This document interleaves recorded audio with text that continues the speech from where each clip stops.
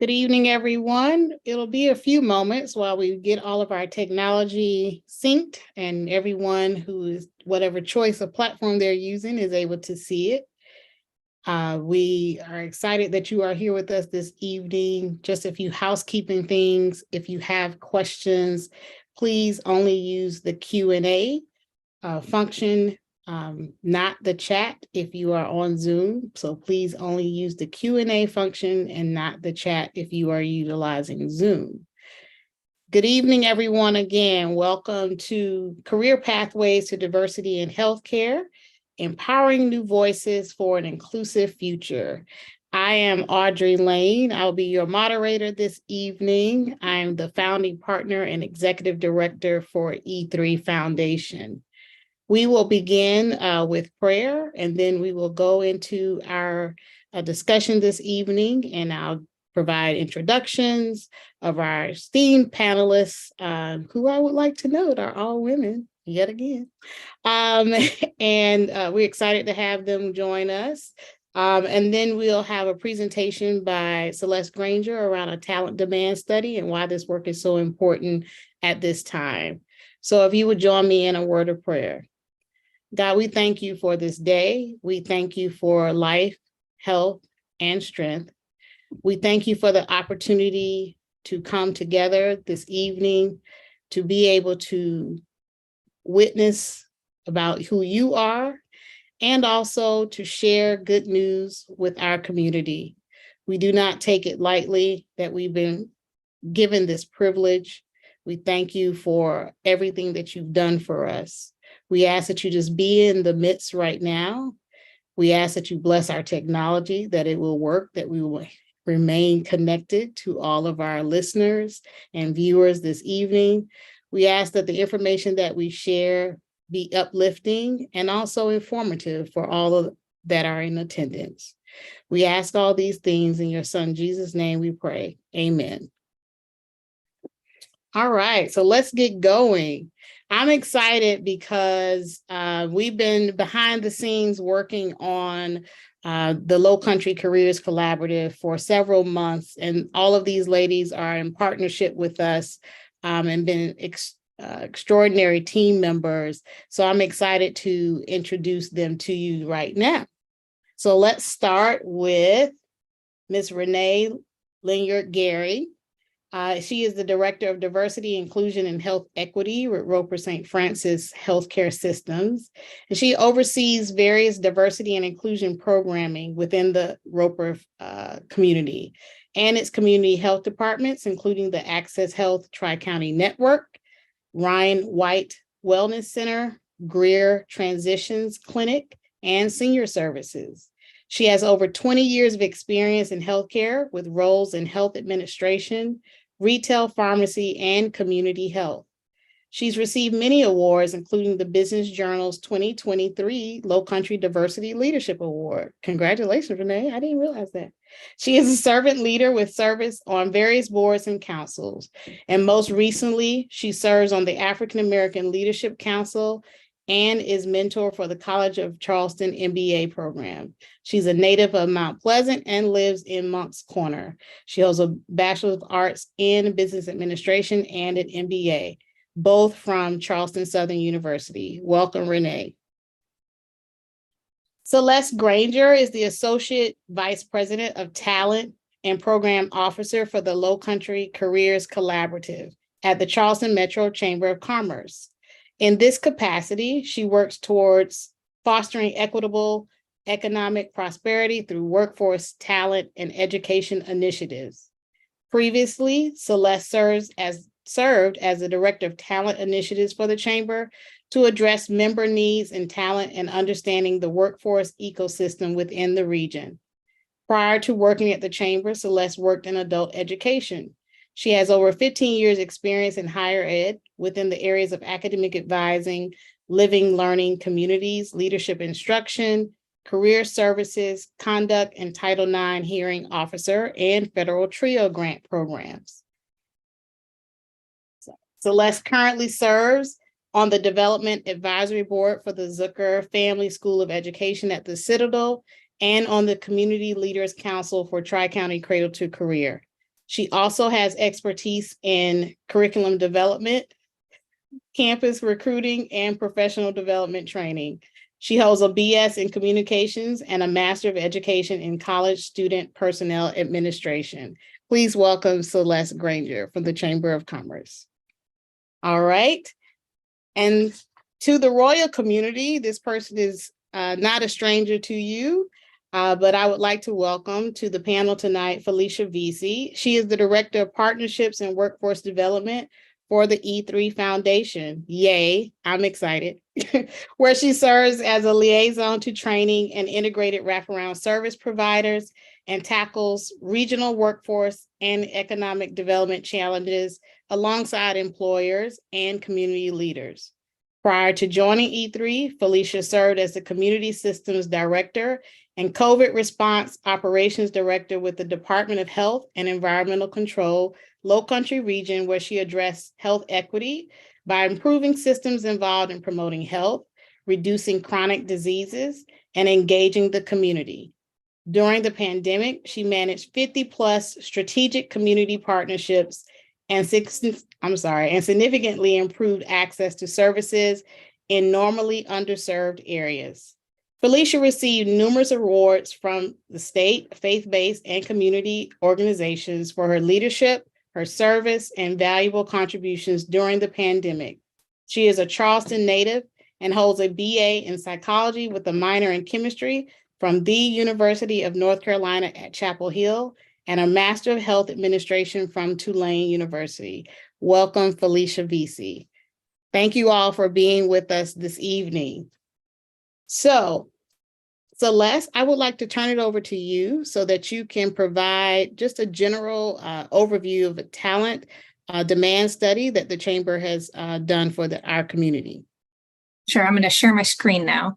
So give me 1 second.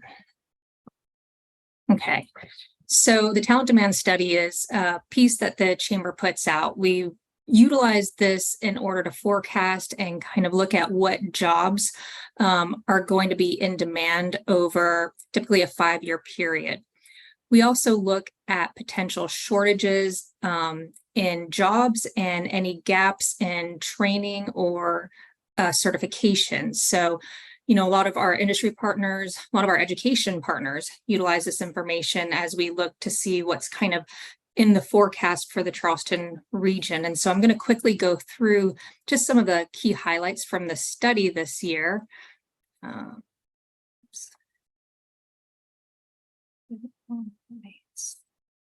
Okay, so for the next 5 years, we're looking at a net increase of 35,700 jobs, and those are net new jobs. You know, from this study, we've already gone through 1 full year, and of those 35,700 new jobs, we've already created a little over 20,000 new jobs. So we are trending correctly in this aspect. So our forecasts are showing right. I wanted to pull out some of the top jobs, and we looked at them in different ways. This is just overall growth, the top 5 areas with overall growth. And some of the things that I want to point out is that with this spread, it has 5 different industry areas, which is good. That means we're not significantly short in any area, but healthcare practitioners is on this area of high needs. So that's one thing to kind of hold on to as we think about what we're presenting to you today. The next one is new jobs. So by new job growth, so those are created jobs, healthcare is still within 2 of the top 5 really areas, potentially 3, you know, depending on how the ecosystems look, in the top growth areas. When we're looking at separations and what the demand are for jobs, we also have healthcare in the top 5. So we could see that there's a trend with what's happening in healthcare along the way. Another thing that we like to look at when we do these studies is what we call high wage and high demand occupations. And that's important because when you think about the average annual wage for the Charleston metro region is just under $55,000 a year. And so when you think about what is a high wage, high demand job, we look at those jobs that are above that mark. So those are jobs that are going to be above that middle average range. So jobs that can provide a little bit better economic mobility. Another thing we look at is our diversity numbers too. So this shows us we did a comparison of 2014 to 2022. And our numbers are actually trending really well and pretty on spot with our demographics of the region. I will note, though, the one thing that we looked at when we were applying for the grant that we're going to be talking about today and some of the work that we're doing is that, and it's not denoted here, but it is in one of the surveys that we utilize to capture this information. Diversity within healthcare is a little bit different. The healthcare is usually segmented in two kind of sectors. One is through the support jobs, which are typically entry level, lower level jobs or lower paying jobs, and then the practitioner jobs, which are in the higher end, more technical degrees and higher pay. On the support side, we noticed that the diversity numbers had increased for healthcare pretty significantly over the years, but on the practitioner side, diversity numbers had decreased. And so that showed us there was an opportunity there, that there was definitely numbers to hit diversity numbers, but it wasn't happening at the higher wage jobs. And it wasn't for the lack of folks available to be in those jobs. So that's one thing that we really paid attention to when we were looking at this information.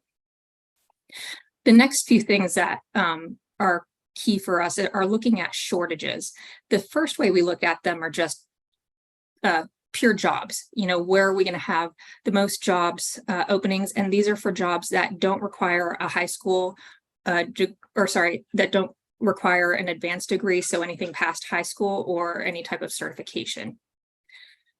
The next way we looked at it are what degree shortages are we going to have for the region per the jobs that we know are coming down the pipeline. So this is helpful for our colleges and universities in the region to kind of see where we can pull what gaps there are going to be with degrees needed for jobs in the region.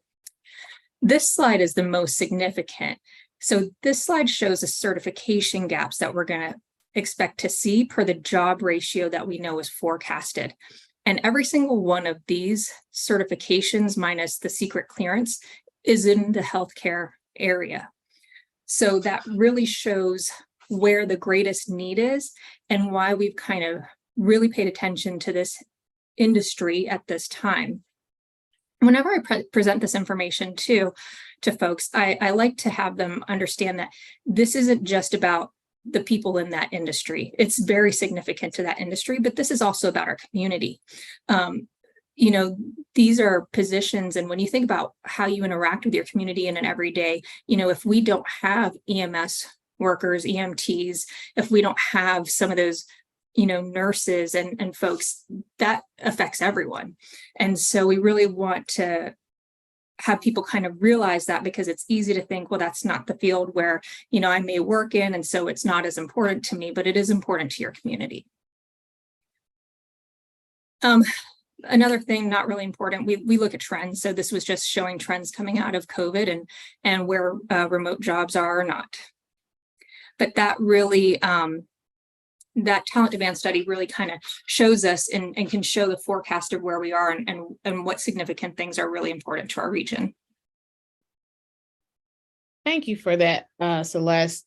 I think it's important to lay some context as well around, we mentioned grant, and so we haven't gotten into our full discussion today, but in the fall of last year, all of these organizations that are represented here today received one of the Good Jobs Challenge grants from the Department of Commerce. It was a part of the American Rescue Act plan. So we were able to bring resources into this community that will give us an opportunity to provide livable wage jobs. We are thinking 1,000 career pathways, and we'll get into what that means. Very specific language, is not individual actual jobs that will be created, but opportunities for individuals who may already be in the profession, as well as some new jobs, various combinations. But it's very specific to traditionally marginalized communities. So that's why we thought it was important to have this conversation with the larger community of Royal and our extended family across this region. So Felicia and Renee, I'll start with you all. Kind of in your experience, what are some of the key barriers or challenges that individuals from underrepresented communities face when trying to enter the healthcare field? And how do you think the Good Jobs Challenge will address that differently? So I'll start, Renee. So some of the barriers that we've seen and that I've seen in my healthcare career is like the limited access to education opportunities. And so in certain areas, there's a lack of funding or a lack of resources in these marginalized communities. There's also socioeconomic disparities. So again, that will tie into the limited financial resources that are available in those particular communities. In addition to that, there would be like lack of representation or mentorship. So again, if we're talking about, as Celeste shared in her presentation, the lack of representation or the small numbers of individuals that are of color in these different healthcare fields. So it's kind of hard for somebody to aspire to be something that they don't see themselves. And so then also, there are also some implicit bias and discriminations that may appear through the application process or through some of the professional interactions and career advancement opportunities. Yeah, go ahead, Felicia. No, go ahead. I think you hit them all. I think also when we talk about those socioeconomic components, we think about things like their housing. We don't realize how many underrepresented populations have to deal with transitional housing, their lack of transportation. All those things impact when it's time to apply for employment, or that you don't have those skill sets that are placed into a job, application when you need a driver's license, or you have to show that you live in a certain area because that's a requirement of the job, or it's going to be a barrier. Those things can be deterrents, right, to thinking about entering the healthcare field as well. So we don't always think about those traditional things, which Felicia mentioned, as education, credentials, things like that, and lack of access. But those non-traditional components to why someone might not enter the healthcare sector. And then Felicia, go ahead. Sorry, didn't mean to interrupt. No, you're fine. This is tag teaming. So the other part that we also addressing is childcare. So that's a barrier for some individuals. So I believe your second part of your question was like how will the Good Job Challenge work towards these things? And again, it's through providing education, working with different universities and colleges in the area to come up with a training program, working with different organizations to offer a mentorship, working, and we'll talk about this later on in the presentation, but having wraparound services and working with those different providers within our Charleston Tri-County area to address these barriers that we have discussed. So Felicia, you mentioned implicit bias. And so for our viewers tonight, can you talk more about what implicit bias is? You would give me that question. So it's basically things that are, I think about the training that we had, and it's actually things that we don't know that we're biased, or like if you say, and I'll give an example, if you think about a Black neighborhood, and what's the first things that come to mind when you think about a Black neighborhood? And it's usually those things that may be negative as opposed to the positive things. And so when you're also talking about it in a workforce setting, again, you're basically tagging or tying something to someone's skin color or something that you know about, or you've heard about it, and it may not even be something that you've experienced with that particular group, but it's something that through media or what someone else has said that it becomes your way of thinking of things. Thank you for that. I just like, sometimes we use terms that are very technical and people know what they are once you talk about what the examples of them are, but they don't have the tools to actually articulate what it is. So I appreciate that. So Celeste, I'm gonna throw it back to you. So those are some of the challenges. Can you talk about just what we're looking forward to in the Good Jobs Challenge and its mission, and how does it work towards promoting diversity in the healthcare field? Yeah, I think that was one of the things that really stood out about this grant, is that it's looking at workforce, but also looking at equity.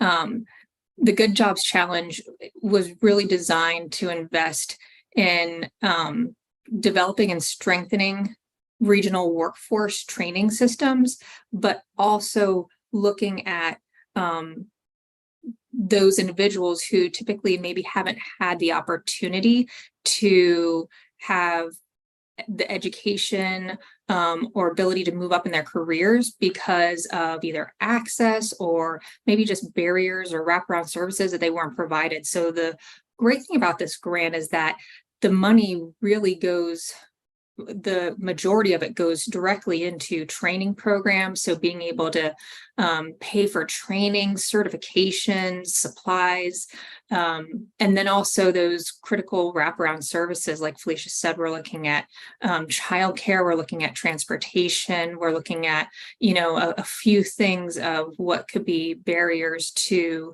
either entering an educational program or entering a job. A lot of times too, when you think about a lot of these jobs, there is growth patterns, and there's a couple of things that happen. Either one, you don't realize what those growth patterns are. And I like to give the example, like when we were in elementary or middle school, in grade school through high school, we have guidance counselors. If you go to college, sometimes, you have career counselors there too. When you go into the workforce, there's no career counselors. You're in your job, and unless you have a good mentor that can really show you, or you really, take it upon yourself to understand that industry, you may not know exactly what those different paths are. And they're not always, what you might think. It may not be an exact linear progression.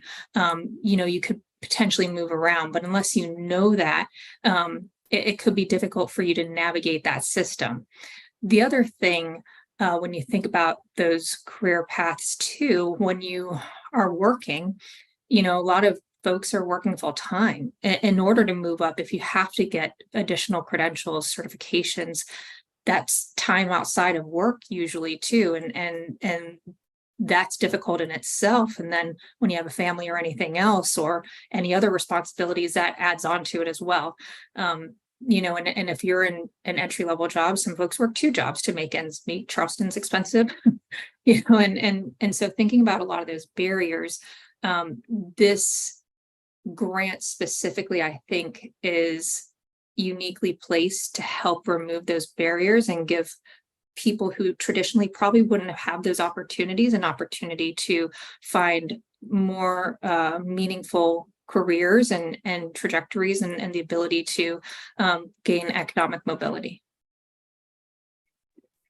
So we've been talking a lot about the wraparound services. Felicia, can you go into more detail about what some of those wraparound services that we currently have identified and how we would implement those? Yes, and I also was thinking about, because we do the work, we say wraparound services, but others may not know exactly what that is. So for those who don't, it's a comprehensive approach to doing work and providing individuals or families with a network of services. So as we shared with you guys before, we were looking at different barriers. So transportation being a barrier. So our work and what we're doing is basically looking at ways to provide transportation to individuals who may have issues with transportation. So working with Carter, childcare may be an issue. So maybe providing them with childcare vouchers or seeing what services that provider may offer to their employees. We also talked about different recidivism programs that we can work with those who have prior convictions and finding ways for them to have some sense of stability and support in their work. Also talking about working with mental health or career readiness. So working with the Department of Mental Health or with as far as career readiness, working with Palmetto Goodwill or SC Works. to assist them with that. And then again, some of the other things that we talked about is financial literacy. So providing some kind of personal financial education, wealth building, or some kind of support so that they know how to, maybe some people don't know how to budget or write a check, or just the simple things, but basically providing them with the services to wrapping services around them so that they can advance and have a stronger position than what they had before. I think that's important to just highlight that, a lot of us walk in privilege that, if we get into a situation where we lose a job or we need to find a new job, we all have computers at home, we have printers at home, we have access to vehicles. And so the way in which we may navigate may be totally different than someone who does not have all of those tools available to them. And so when we talk about access, that's what we're trying to really break through, removing all the things that we just take for granted in our way of living that is not the same for all individuals. And so how do we create those access points? And I think the financial literacy is one of those important factors that, someone going from making, $30,000 to now making $50,000 or $60,000 is a pretty significant jump in providing just some services to help with what does that mean for you? What are some of the opportunities that then, having that additional income may provide you, whether it be housing. And housing is not explicitly called out in this grant, but we do want everyone to recognize that we know that housing in Charleston is expensive. That too is a barrier. And so, there are conversations about partnering with other individuals through the chamber and our employers. All of them have come to the table and really talked about housing. They know how much of a challenge it is if individuals live in one part of the county or different counties and may work somewhere else, and they're still expected to get to work on time. And so the reality of that is different.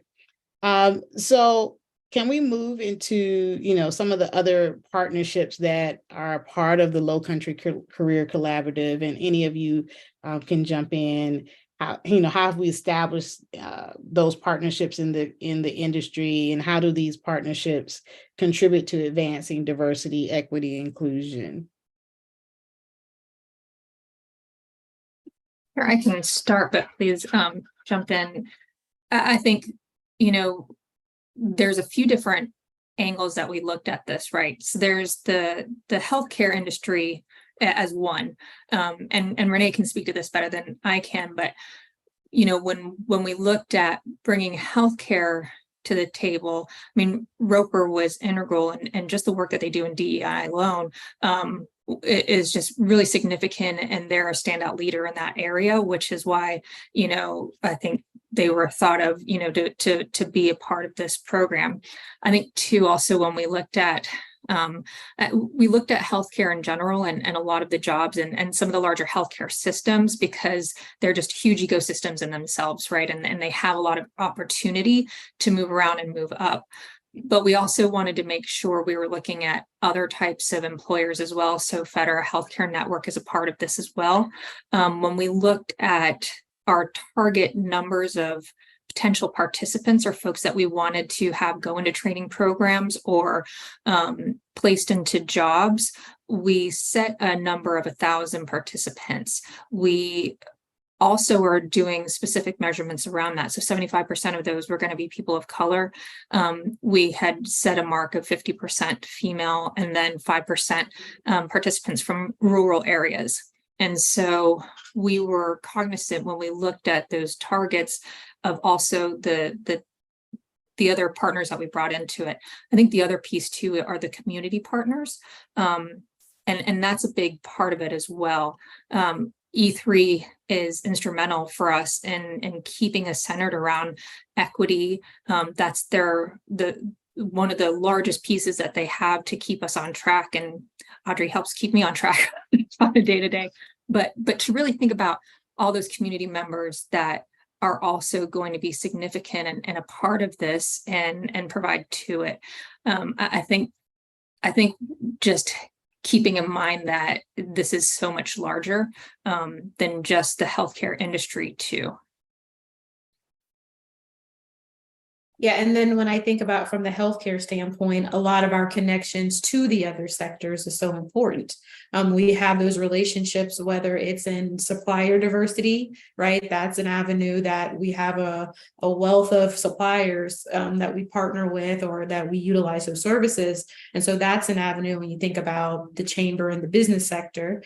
And then when you think about the other sectors, Roper St. Francis being the nonprofit healthcare system, but that is faith-based. We do, we're here with the Royal Foundation today. That's a strong connection in our community investment portfolio and our community health needs assessment work that we do in the Tri-County area is what I like to say is the instantaneous consultation. When we go out and we do health needs, we go out to the local community-based organizations, faith organizations, all those sectors that we talked about because we want to get a good sampling. And so that develops partnerships.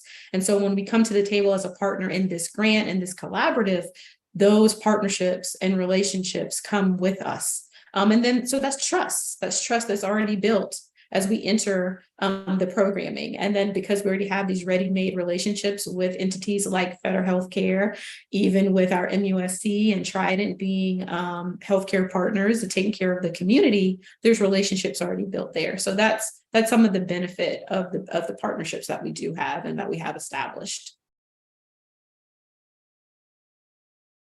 So I would just like to remind our participants, if you are in the Zoom platform, please put your questions in the Q&A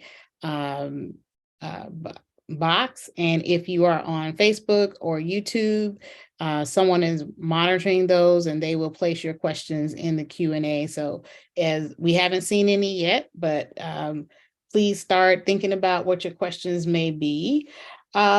So just in terms of workforce development, what steps are being taken by the organizations here to provide training, mentorship, and professional development opportunities for individuals entering the healthcare field through the collaborative? I'll start there, if that's okay. I think for us at Roper St. Francis, the initial step was once we joined the partnership, it was to identify lead positions to make sure that we're intentional about moving the work forward. While it is a huge function of our human resources, it's what they do every day. They already had their built-in, strategies for diversity to make sure we're recruiting a diverse pool of candidates. And they have those relationships, but by hiring a career development program manager, that is her charge, to help us build that upward mobility programming and to think about the needs of our internal participants from Roper St. Francis, but also how that can be leveraged for this overall collaborative.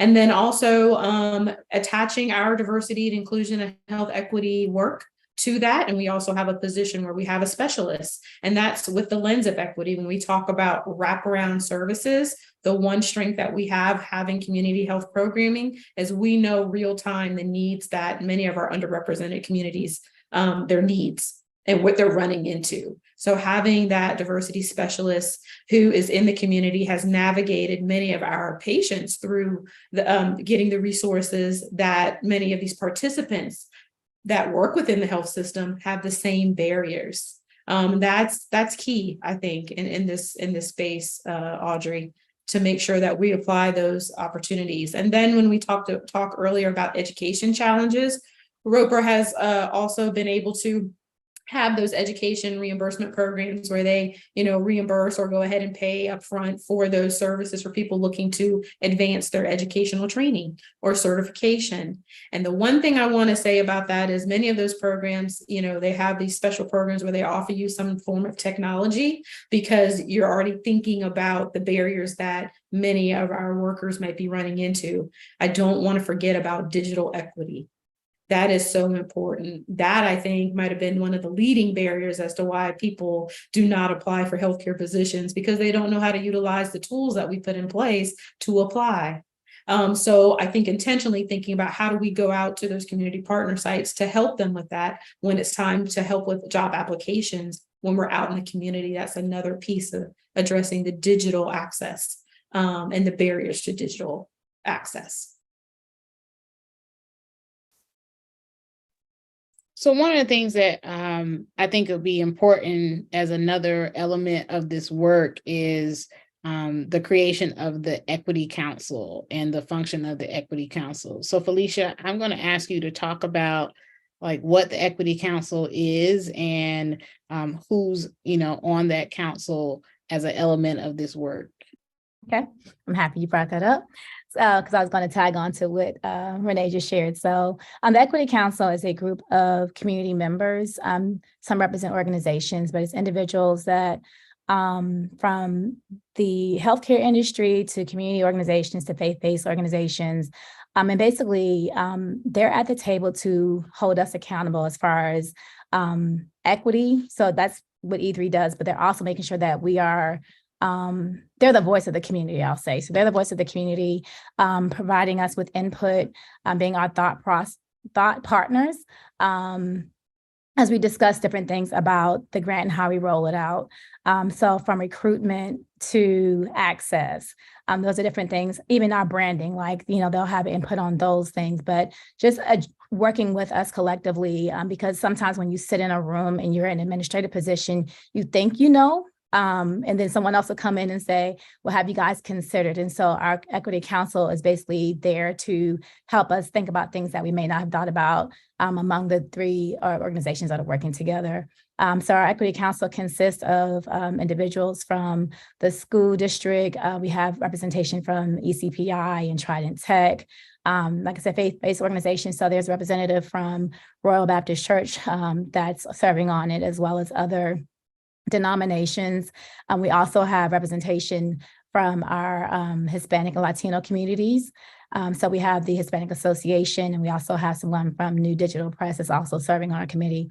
And so we're also have and this is something that I thought about, we think about when we're talking about work, we are always thinking about like color. When we say diversity, but diversity goes way deeper than your skin color. And so also being inclusive of those who have disabilities. So we also have Able SC that's serving on our committee. And so again, we have a host of different organizations, and we're always thinking about who's still missing at the table, right? So if your organization, if it's someone that we may not have mentioned, please share that with us. I appreciate that. So we do have one question from Ms. Deborah Hamilton. She asked, what is the criteria for a person to get access to these resources? Good question, Ms. Hamilton. I can start off. So in terms of this grant specifically and kind of the guidance that they've given us, it's basically anybody who has barrier to employment and or employment gain. The thing that we're going to be defining very soon is we have our employers working together, looking at their critical jobs. We had identified some originally in the grant, but we wanted to go back from the time because, by the time we put our application in, a lot of time had gone past until they awarded it. And we wanted to make sure that the jobs that we're looking at are true to the jobs and the needs, and that they're the highest needs within the area. The other thing we wanted to look at too is that these jobs had economic mobility, right? So if there's no barrier for someone to be able to move forward, then they probably wouldn't be applicable. But really, that's one of just the main biggest piece to this, and looking to move up within the healthcare industry and looking at the specific programs that we're going to be pushing forward and providing funding towards. Thank you for that, Celeste. So Felicia, how does the E3's partnership and workforce development team collaborate with other organizations and stakeholders to drive diversity, equity, inclusion efforts? Can you provide some examples of successful partnerships and their impact?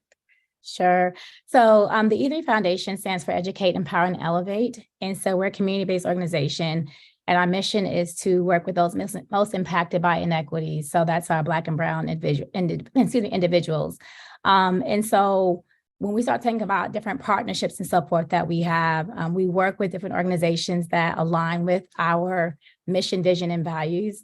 So a lot of the community-based organizations, we work with faith-based organizations and educational institutions. So a lot of our work, let me back up. E3's primary role, like when they were founded, was around education. And so doing healthcare is something very new to the organization. So a lot of the work that's done is in the education system. Like I said, working with the different school districts, and collaborating with them with in things as far as like the curriculum development. We do things with industry leaders around professional development or leadership coaching. And we also do strategic planning, as well as community engagement.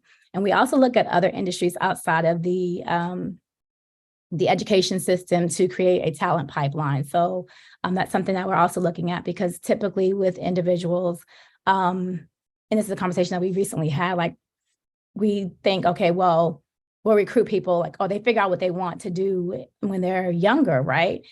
So the whole idea is to expose youth to different fields as early as K-5, so that they know like what path they should take along the way. And so that's something that we continue to work with different with different institutions in our community.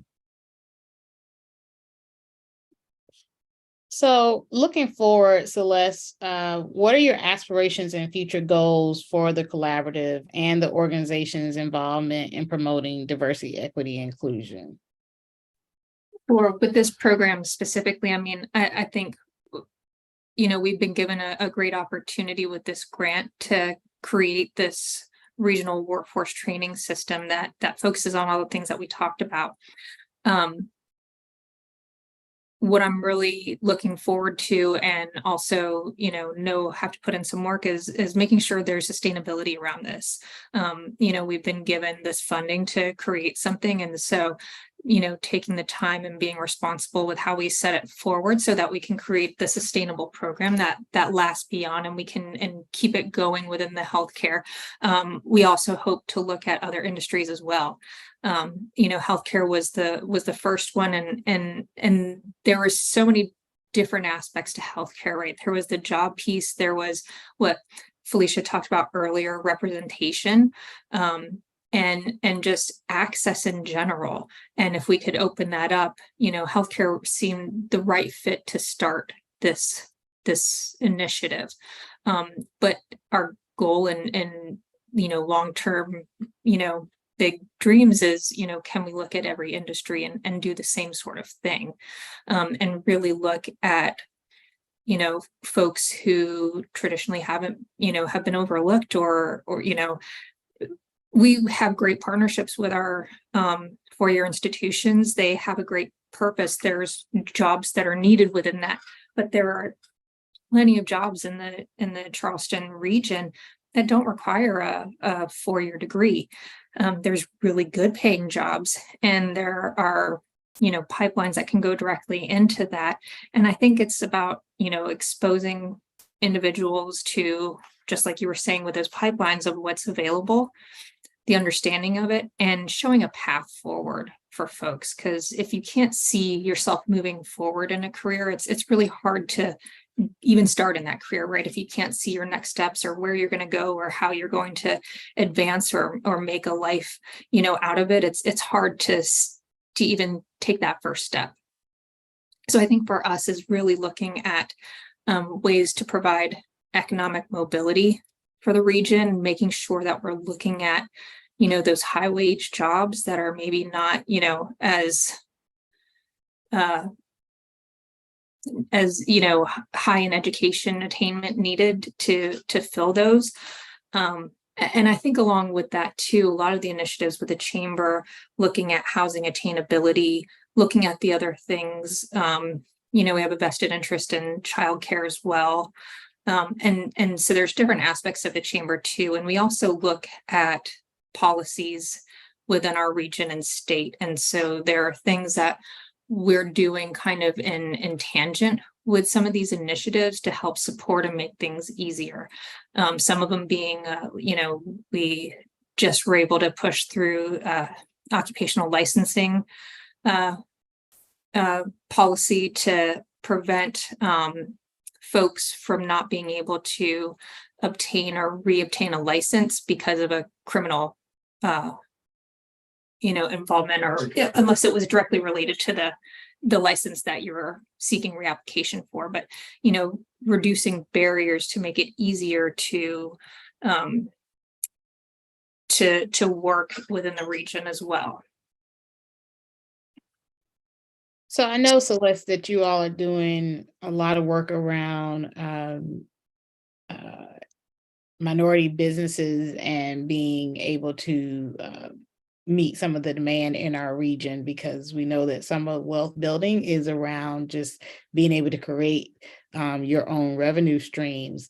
So as a part of this grant, it is federal funds, but will there be opportunities for individuals if they can provide one of those wraparound services? Would they be able to apply to be a vendor to provide these services? And what does Absolutely. that look like? Yeah, absolutely. As we start to develop this out, and Felicia's helping out a lot with the wraparound services and kind of mapping what that looks like for us. We'll have the ability to fund and bring in providers who can help with the barriers that we're looking at.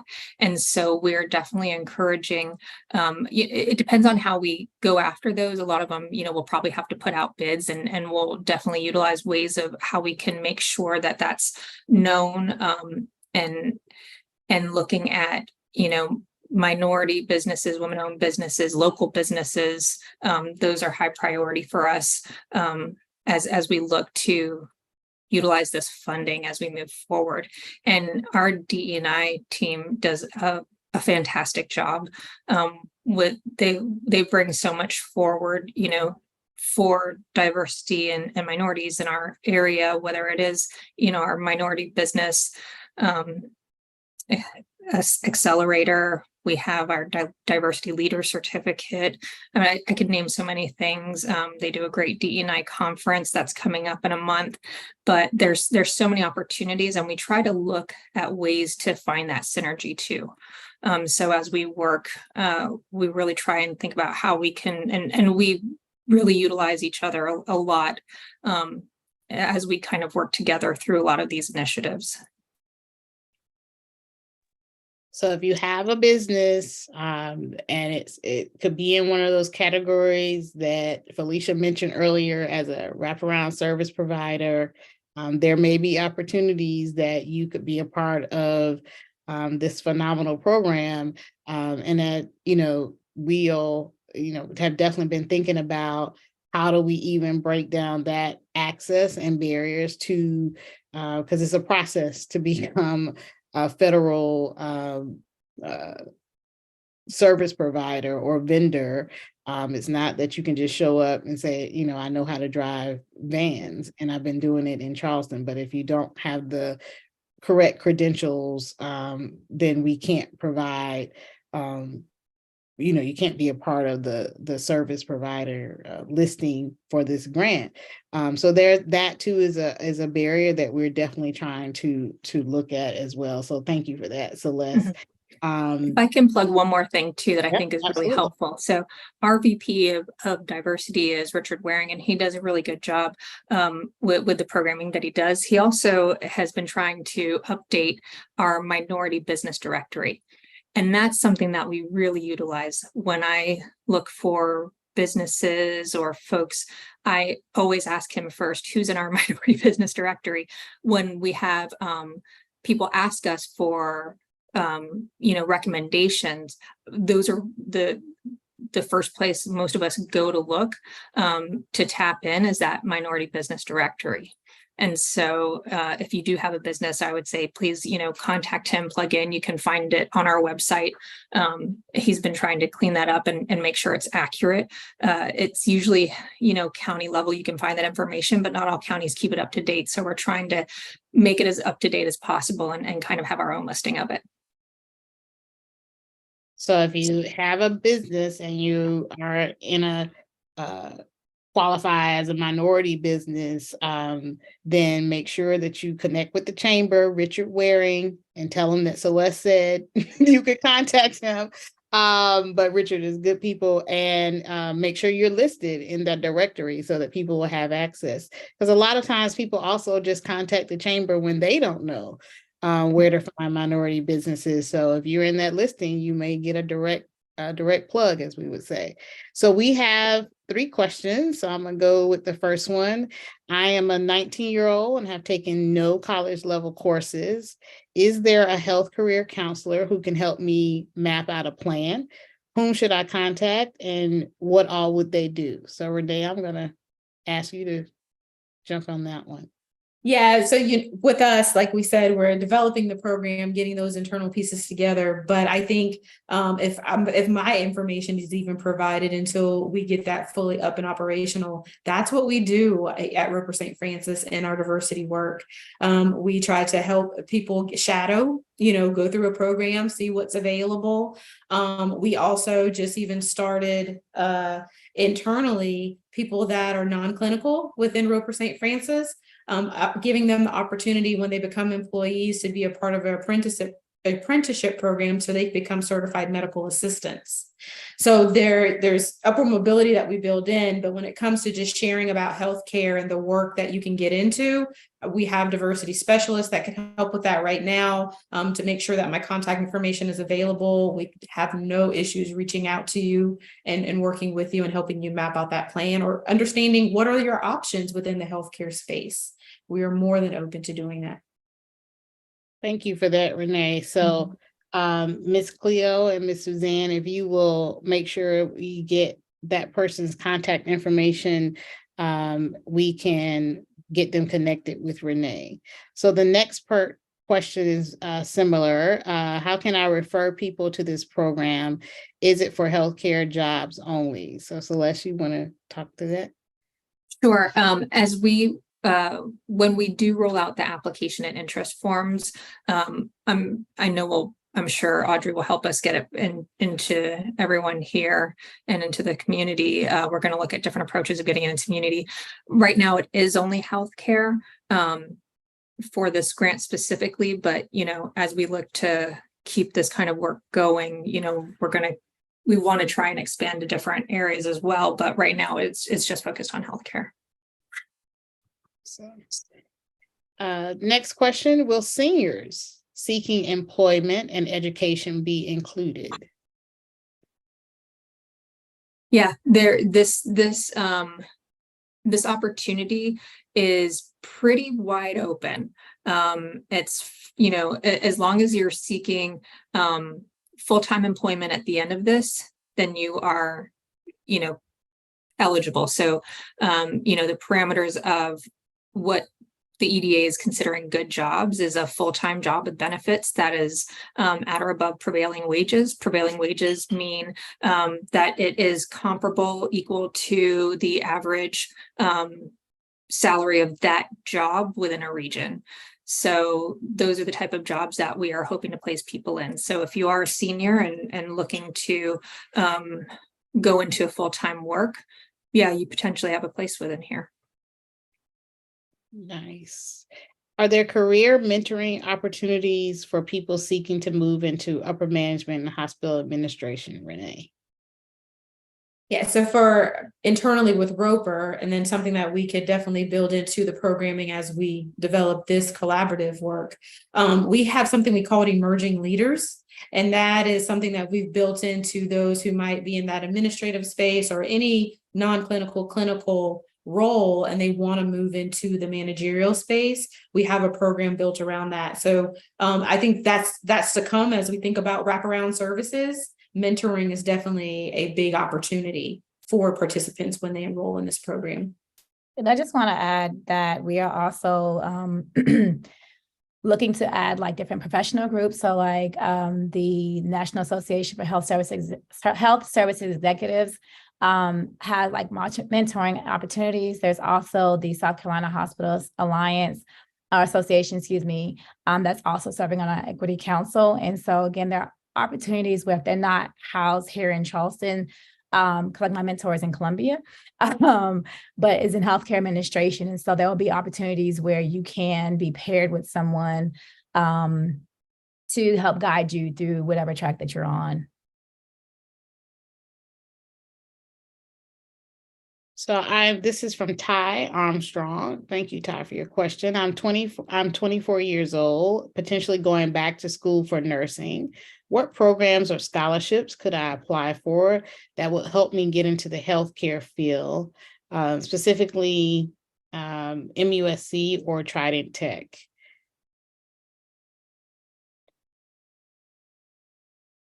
Ms. Renee. Yeah. So, and so I think that's the other part, because like on our equity council, we have those schools that offer those services at the table. They each individually have their special programming, particularly sometimes targeted at our, underrepresented communities, our minority communities, special programs specifically for nursing. So if that's your interest, as Felicia said, is connecting you with the right individuals who, work within those institutions to help you approach what's going to be the best option for you based upon your particular situation. So that makes me really want to call out the fact that for us, when we identify the positions that we have to help with navigating the services, it's an individual navigation. It's not a one size fit all. Because everyone has special circumstances. And that's why we want to be intentional about offering that level of service to participants when they come into the program. So just know we have the connections there, and we'll get you seated with the proper individuals based upon what your plan of action is based on your upward mobility pathway. So Ty, please make sure we have your contact information so we can connect with you. I will tell you that I was at Trident Tech 2 weeks ago, just getting a tour of facilities. Nursing programs was one of them. I will say we cannot sleep on what Trident Tech is doing in our community around preparing professionals for higher wage jobs. They really are doing some when we talk about access and opportunity and looking at an equity focus, tuition is free through 2024. So, they have a program that will that will provide a nursing degree. And then they also have connections with our 4-year institutions where if you want to get a BSN, they can help you in that pathway at a very reduced cost. And so just taking advantage of those programs. And so making sure we have your information so we can get you in the right, get you connected to the right people. But Trident Tech is a doable option in our community. And they are really doing the hard work of making it accessible for individuals for these higher paying jobs, especially in healthcare. All right, so we have several other questions. I think we answered this. Is this clinical only?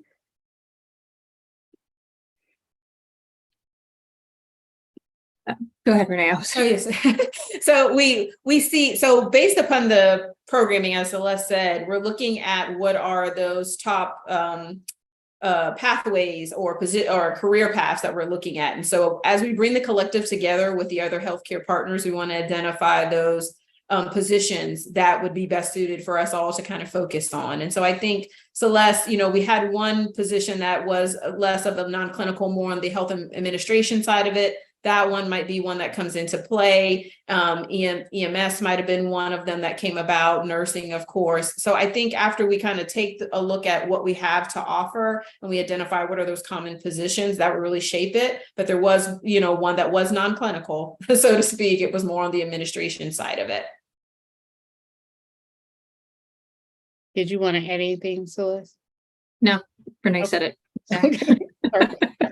All right. As far as mental health services, are those available as well?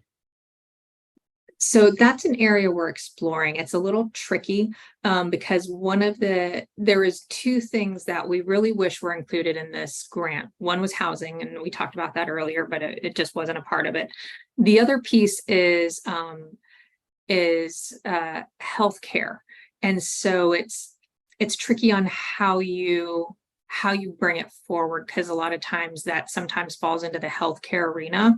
And so it's something we're exploring, but I don't have a full answer yet. We've been working with the EDA and other folks on, how we can do something towards mental health, because that can be a barrier. We see it all the time. That can be a barrier to education and or employment. So it's an area that we hope we can make effort in, but I don't have an answer as if we will be able to for sure, how it would look like if we could. And just to add, as we're doing our analysis of different services that are provided by each provider or each employer, some organizations do provide some type of mental health or EAP for their employees where they can seek those mental health services. So it would depend on the organization that you would be employed with. Mhm. So Renee, I believe this question is asking, would former Roper employees potentially be eligible? Well, I think, yeah, while our target is, really our internal employees for the implementation of an upward mobility programming for the whole comprehensive collaborative, I don't think there's anything to rule it out. Of course, you're No. eligible if you're coming in from the community and you happen to be a former Roper employee. You still have the opportunity to be a part of this collaborative and get that upward mobility track and the services that is offered to a participant. And we'd want your information as well too. Yes. So put anonymous, whoever that person was, Miss Cleo, who asked about the former Roper employee, please let us have your information. This question, I'm unsure if this is related or not, but hearing of the apprenticeship program at Roper St. Francis is encouraging towards succession planning. There are a few healthcare organizations that struggle with succession planning. Does the chamber offer a service or model organizations may take advantage of? I can start, but then Renee, maybe, from the Roper St. Francis side, if you want to pick up.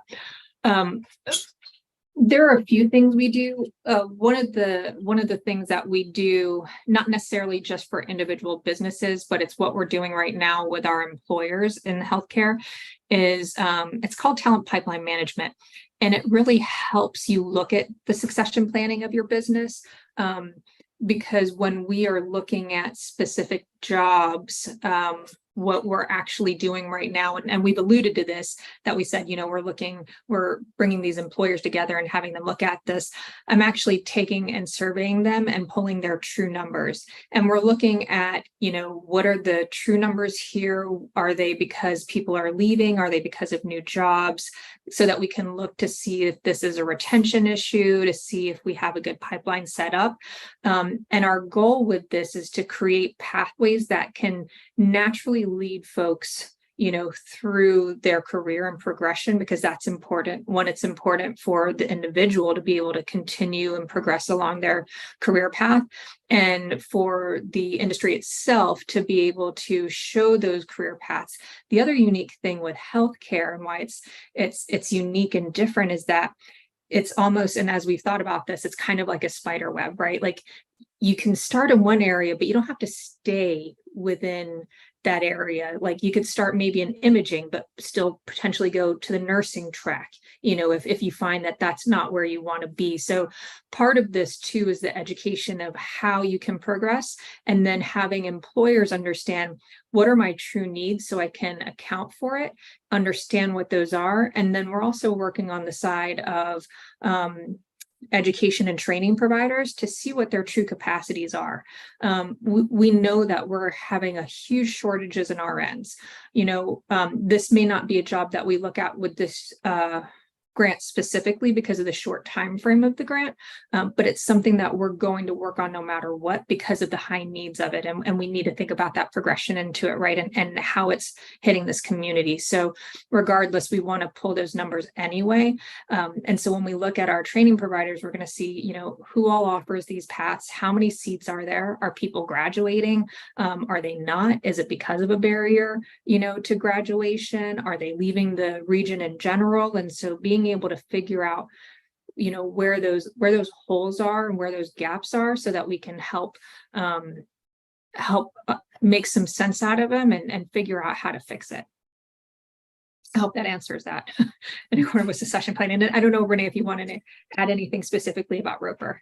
Yeah, and so you said that's encouraging, and so succession planning is something, you know, we try to build in, but it is because of the fact that our strategy is to make sure that we recruit and promote and retain a workforce that represents our community. You know, that's one of the big pieces to making sure that you're providing that quality care, right? And that you're thinking through that lens of equity. And so if that's our goal, we want to be able to attract top talent and keep them, right? And so that succession planning is intentional. But I think the opportunity being a part of this collaborative and being the backbone organization is that we're able to, what I like to say is the plan, you do the work, you check it, and then you act on it. And I think this gives us an opportunity to plan what succession could look like in healthcare for one, our collaborative partners that we mentioned earlier that are part of this work and a part of our Equity Council, and be able to replicate that. There's no sense in reinventing the wheel if someone has the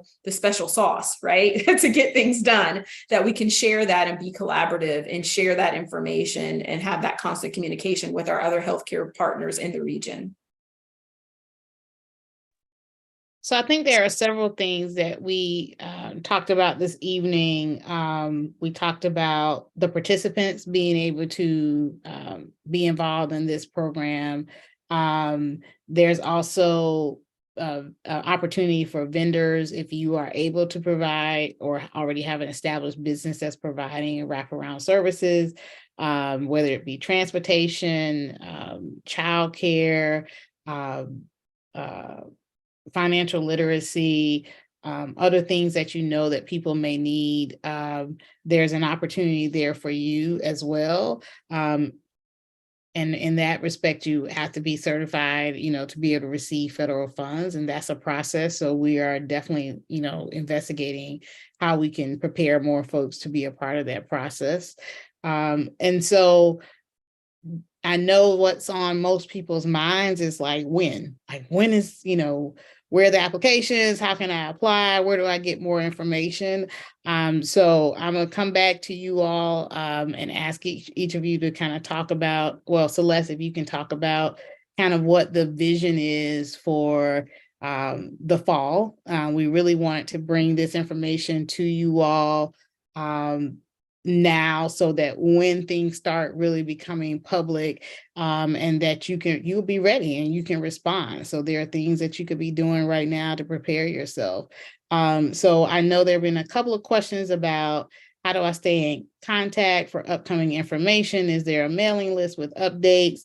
So I'm going to very slowly give you our email address and ask that all the participants who had specific questions, we ask for your information. But if you just want to stay abreast of what is happening, I'm going to provide E3's general email address. And if you would put in the subject line, webinar participant, or saw you on the YouTube live, whatever however we'll figure it out, but ask us what your question is or provide us your contact information. We can add you to our distribution list and continue to as a part of the collaborative. So that email address is info, INFO, at the E3, so another E, the number 3, group, GROUP.com. So that's info, INFO, at the another E3, group, GROUP, all one word, .com. You can find us on Facebook at Educate 843. You can find us on LinkedIn as E3. You can find us on Instagram as the E3 Group. So any of those ways, we will make sure that you stay abreast of what is happening. It is important to all of us here that we maintain the lines of communication bi-directional. I heard this term earlier today. So you provide us feedback, and that informs our processes, and we are also going to be pushing out information. So Celeste, can you talk about kind of what you're envisioning for like the official rollout of, in this instance, participants? Sure. We're looking at a large, broad scale, probably released toward it in mid to late fall. We're kind of taking our time and softly rolling out the very initial pieces, but also utilizing, a communication marketing firm who also has brought on another equity firm that looks at healthcare equity a lot and other aspects, and utilizing our equity council so that as we do this, we want to set it up right, and have it really be something that can last over time. So we'll probably have a softer, start with some of our employers who potentially already have folks in the pipeline, to kind of understand and see if we're really tracking this correctly, and then having a larger, broader release with the ability to have interest forms and things like that, in about mid fall.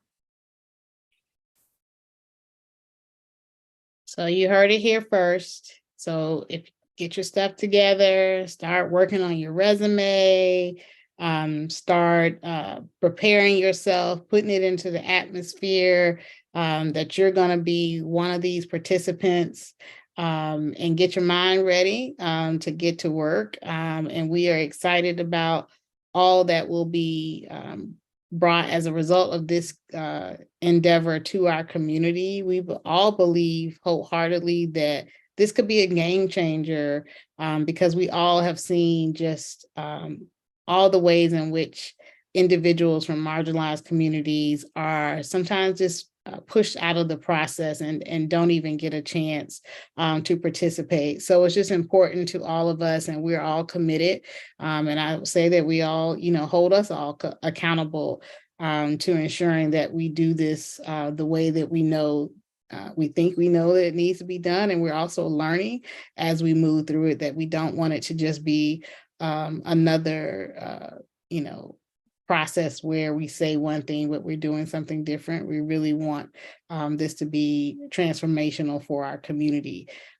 Economically in our community, we know that communities of color already have multiple barriers stacked up against them.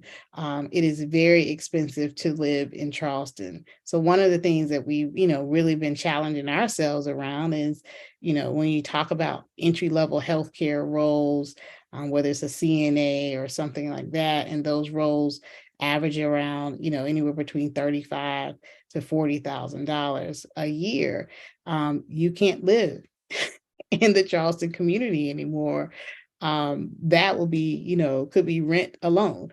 Not to mention, being able to purchase a home and be able to take care of your family, childcare, transportation, all of those things. That wage is just not able to suffice anymore. And so that was what was attractive to all of us here about this work, is that we think we can make a difference.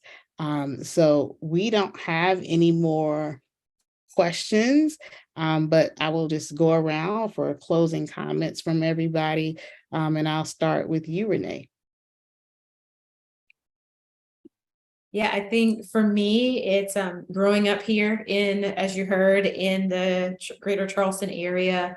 All these opportunities were not there. And so it's a personal mission of mine to make sure that I help others lift others as you climb, is a common term that I hear often. And so that's important. And so I encourage you all to stay connected to this opportunity. As I said, for the one individual who said they wanted some guidance on kind of the next steps, that's what we're here for as healthcare professionals in the Tri-County region, and look forward to seeing you all in the fall. All right, Felicia. So similar to what Renee said, being from Charleston, and what Audrey shared in my bio is that I worked in COVID. So this work is very important to me simply because in doing the COVID work, I saw the lack of diversity.